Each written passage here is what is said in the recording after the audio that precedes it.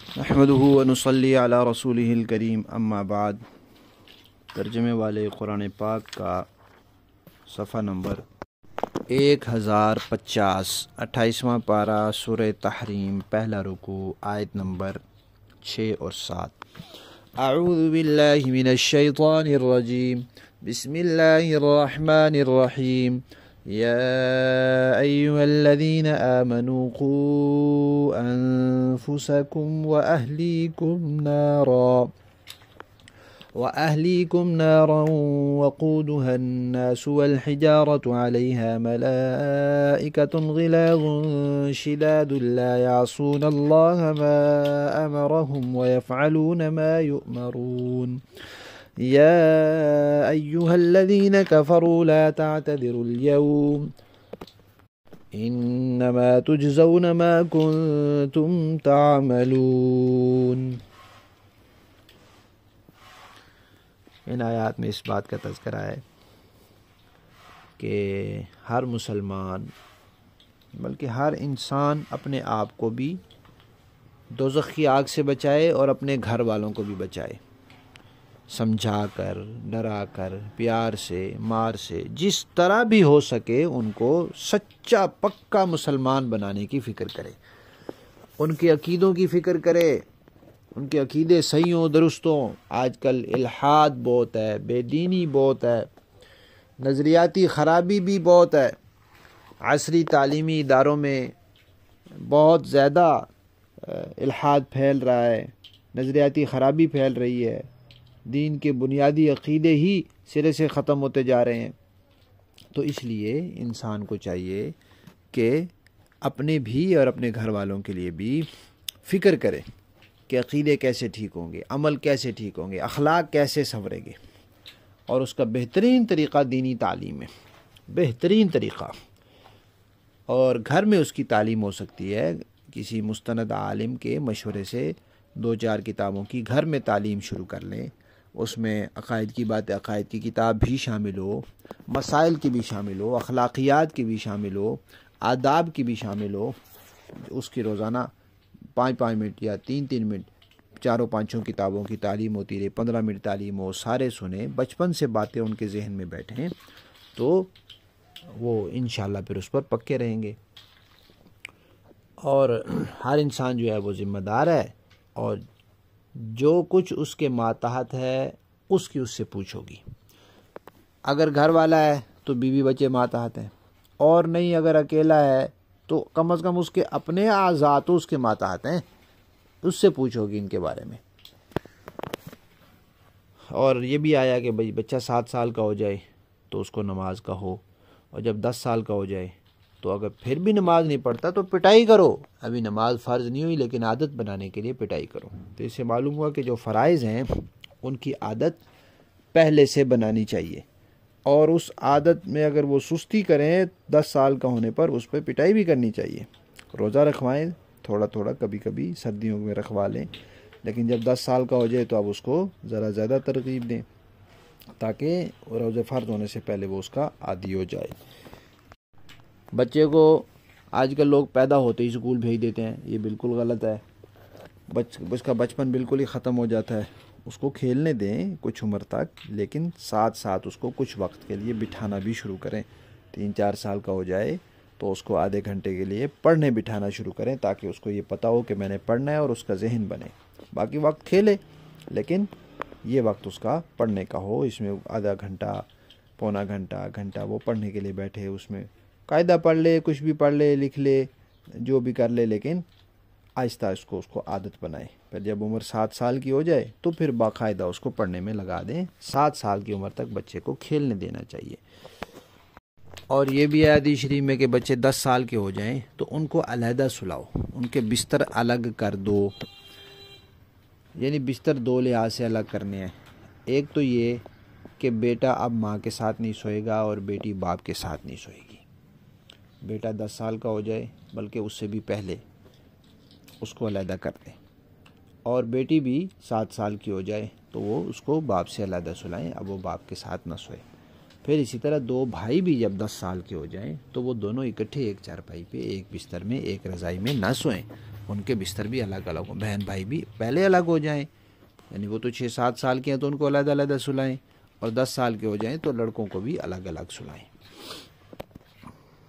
اگر کسی نے اپنے گھر والوں کی اسلامی تربیت نہیں کی، ان کے عقیدوں کی اصلاح کی کوشش نہیں کی، ان کے اعمال اخلاق آداب کی اصلاح کی کوشش نہیں کی، اور وہ بدعملی میں مبتلا ہو گئے، تو یہ بھی اس کا ذمہ دار ہے، اس نے اپنی کوشش پوری نہیں کی۔ اسی طرح جیسے بچے بالغ ہو جائیں، مناسب رشتے مل جائیں، تو رسم و رواج کی وجہ سے اگر ان کی شادی نہیں کی اور وہ کسی گناہ میں مبتلا ہو جائیں تو بھی والدین ذمہ دار ہیں۔ کیوں نہیں کی؟ انہوں نے صرف رسم و رواج کے پیچھے پڑ کر۔ تو فرمایا کہ بچاؤ اپنے آپ کو بھی اور اپنے گھر والوں کو بھی آگ سے۔ آگ کی صفت بتائی کہ اس کا ایندھن جو ہے نا انسان ہے اور پتھر ہیں۔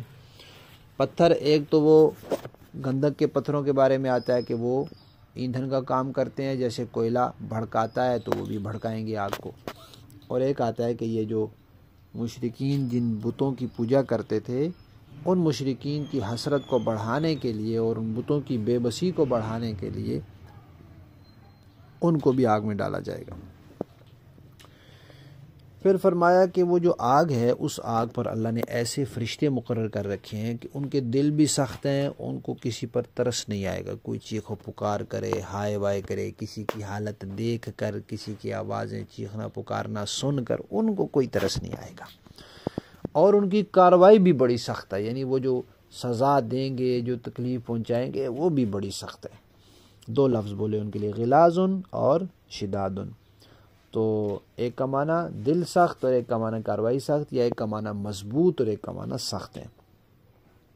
پھر یہ جو کچھ وہ کرتے ہیں وہ کوئی اپنا غصہ نہیں اتار رہے ہوتے، یہ اللہ کے حکم سے کر رہے ہوتے ہیں۔ فرشتے اللہ کے حکم کی خلاف ورزی نہیں کرتے۔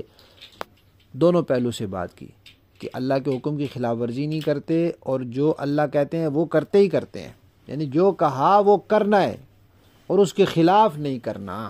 تو فرشتوں میں اللہ تعالیٰ نے آزاد مرضی نہیں رکھی، جیسے انسان اپنی مرضی سے چلتا ہے، چاہے تو اللہ کے حکم مان لیا چاہے تو نہ مانا۔ فرشتوں میں یہ بات نہیں ہے، انہوں نے اللہ کا حکم ماننا ہی ماننا ہوتا ہے۔ پھر کافروں کی طرف رخ کیا کہ اے کافرو، قیامت کے دن کوئی بہانے شہانے نہیں چلیں گے۔ اس دن کہا جائے گا ان سے کہ بھئی آج بہانے نہ بناؤ، تمہیں اللہ نے عقل بھی دی تھی، دنیا میں کتابیں بھی بھیجی تھی، کتابیں سکھانے سمجھانے کے لیے نبی بھی بھیجے تھے، اور قیامت تک اللہ نے ایک جماعت ایسی باقی رکھی تھی۔ ہر زمانے میں ایک نہ ایک جماعت اللہ ایسی باقی رکھتے ہیں جس کے عقیدے ٹھیک ہوتے ہیں، جس کے عمل سنت کے مطابق ہوتے ہیں، جو صحیح دینی تعلیم دینے والی ہوتی ہے۔ اس کو تلاش کرنا ذمہ داری ہے انسان کی، لیکن ہوتے ضرور ہے۔ یہ نہیں ہو سکتا کہ دنیا میں اس وقت کوئی بھی صحیح عقیدے والا نہ ہو۔ اب بعض لوگ کہتے ہیں جی میں ایسا کرتا ہوں کہ جس کا جو عقیدہ مجھے صحیح لگتا ہے وہ میں لے لیتا ہوں، ایک عقیدہ ان کا، ایک ان کا، ایک ان کا، تو اس کا مطلب یہ ہے کہ پھر ساری دنیا میں صحیح عقیدے والے صرف آپ اکیلے ہوئے اور تو کوئی نہ ہوا۔ یہ بات نہیں ہے۔ ایک گروہ، ایک جماعت ایسی ہے جو اللہ نے وعدہ کیا ہوا ہے، وہ قیامت تک رہے گی اور اس کے عقیدے سارے کے سارے صحیح ہوں گے۔ تو ان سے کہا جائے گا کہ آج بہانے مت بناؤ، اب جو تمہیں سزا مل رہی ہے یہ اسی کی مل رہی ہے جو تم کرتے تھے۔ تم نے نافرمانی کی، تم نے ضد کی، تم نے انکار کیا، تم نے استہزاء کیا، جو کچھ تم نے کیا اس کی تمہیں سزا مل رہی ہے، یہ کوئی تمہارے ساتھ زیادتی نہیں ہو رہی۔ لفظی معنی دیکھیے، یا ایھا الذین آمنوا، اے ایمان والو، قو بچاؤ تم، انفسکم اپنے آپ کو بھی، واہلیکم اپنے گھر والوں کو بھی، نارن آگ سے، وقودھا اس آگ کا ایندھن، الناس انسان ہیں، والحجارہ اور پتھر ہیں، علیہا اس آگ پر، ملائکۃ فرشتے مقرر ہیں، غلاظ جو سخت ہیں، شداد زوراور ہیں، لا یعصون اللہ نہیں نافرمانی کرتے اللہ کی، ما جو کچھ امرہم اللہ ان کو حکم دیتا ہے، ویفعلون اور کرتے ہیں، ما یؤمرون جو ان کو کہا جاتا ہے۔ یا ایھا الذین کفروا اے کافرو، لا تعتذروا نہ معذرتیں کرو، نہ بہانے بناؤ، الیوم آج کے دن، انما پکی بات ہے، تجزون تم بدلہ دیے جاؤ گے یا جا رہے ہو، ما اسی کا کنتم تعملون جو تم عمل کرتے تھے، جو کچھ تم دنیا میں کیا، عقیدہ اپنایا، اعمال اپنائے اسی کی تمہیں سزا مل رہی ہے۔ با محاورہ دیکھیں جی، یا ایھا الذین آمنوا قوا انفسکم واہلیکم نارا وقودها الناس والحجارۃ علیہا ملائکۃ غلاظ شداد لا یعصون اللہ ما امرہم ویفعلون ما یؤمرون۔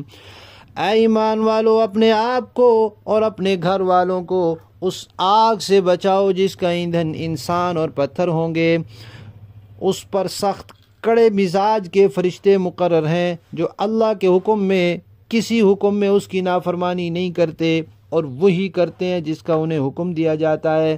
یا ایھا الذین کفروا لا تعتذروا اليوم انما تجزون ما کنتم تعملون۔